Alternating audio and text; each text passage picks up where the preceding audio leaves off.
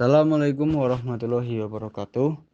Sebelumnya, izinkan kami dari kelompok 5 untuk mempresentasikan tugas kami tentang CLO4 yang membahas tentang karakteristik senyawa dengan konsep pendekatan asam basa melalui hand sanitizer.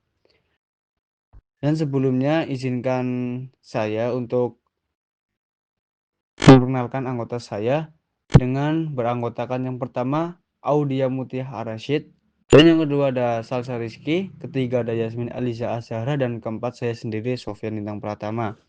Untuk tujuan pembelajaran yaitu menjelaskan karakteristik senyawa dengan konsep pendekatan asam basa melalui hand sanitizer. Karakteristik asam. Ciri umumnya yang pertama yaitu memiliki pH kurang dari 7. Yang kedua, rasanya masam seperti pada cuka dan lemon. Meskipun ini tidak berlaku untuk produk seperti hand sanitizer karena tidak boleh dikonsumsi. Lalu yang ketiga, dapat bereaksi dengan logam menghasilkan gas hidrogen. Yang keempat, dapat mengubah kertas lakmus biru menjadi merah jika melakukan percobaan. Nah, lalu dalam hand sanitizer, yang pertama yaitu komponen asam mungkin berupa asam organik seperti asam sitrat yang digunakan sebagai pengatur pH. Lalu yang kedua, asam digunakan untuk memastikan bahwa pH hand sanitizer berada dalam kisaran aman untuk kulit. Lalu ada karakteristik basa. Ciri umumnya yaitu ada memiliki pH lebih dari 7, yang kedua rasanya pahit dan licin saat disentuh, teksturnya itu seperti sabun, lalu yang ketiga dapat mengubah kertas lakmus merah menjadi biru. Nah, dalam hand sanitizer, bahan bersifat basa seperti etanolamin digunakan untuk menetralkan kelebihan asam dan menjaga kestabilan pH.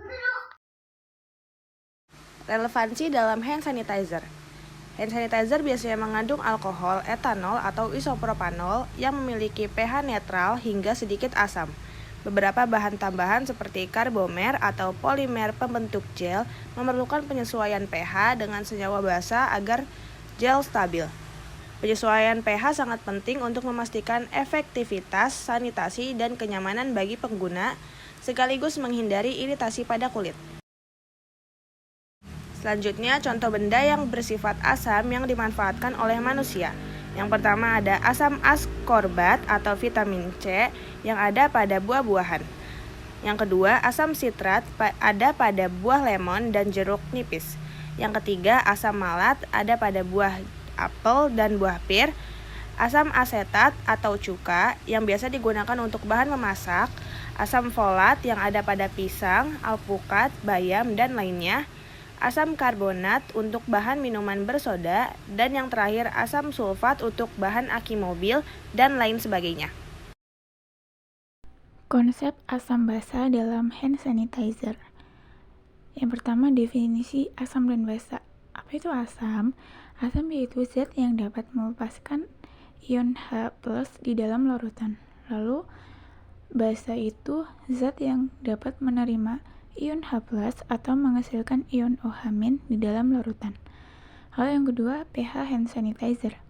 Yang pertama, hand sanitizer biasanya memiliki pH netral atau sedikit asam, atau sering disebut dengan pH 5-7, sehingga aman untuk kulit. Yang kedua, alkohol sebagai bahan utama tidak memberikan kontribusi besar terhadap pH karena sifatnya netral dalam larutan. Oke, selanjutnya ada kesimpulan. Untuk kesimpulannya yaitu yang pertama, hand sanitizer adalah larutan netral dengan komponen utama yang tidak bersifat asam atau basa kuat. Yang kedua, pengaturan pH dilakukan untuk memastikan keseimbangan larutan menggunakan prinsip asam basa. Dan yang terakhir, penggunaan hand sanitizer yang pH-nya sesuai aman untuk kulit dan efektif melawan mikroorganisme. Mungkin cukup sekian materi dari kelompok kami, kelompok 5. Semoga bermanfaat bagi kita semua. Jika ada salah kata dari kami, mohon dimaafkan. Sekian, wabillahi taufiq walhidayah. Wassalamualaikum warahmatullahi wabarakatuh.